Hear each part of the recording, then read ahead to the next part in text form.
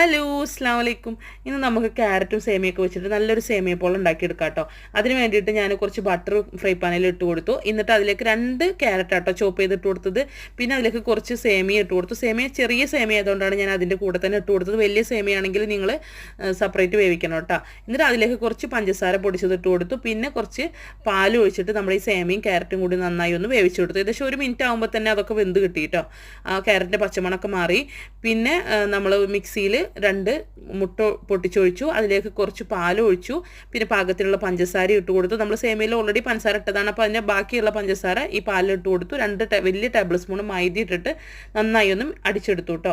എന്നിട്ട് നമ്മൾ ഫ്രൈ പാനിൽ കുറച്ച് ബട്ടർ വീണ്ടും ഒഴിച്ചിട്ട് നമ്മൾ ആദ്യം ബാറ്റർ ഒഴിച്ച് കൊടുക്കുക. പിന്നെ നമ്മൾ റെഡിയാക്കി വെച്ച സേമിയത്തിൻ്റെ ക്യാരറ്റിൻ്റെയും മിക്സ് ഇട്ട് കൊടുക്കുക.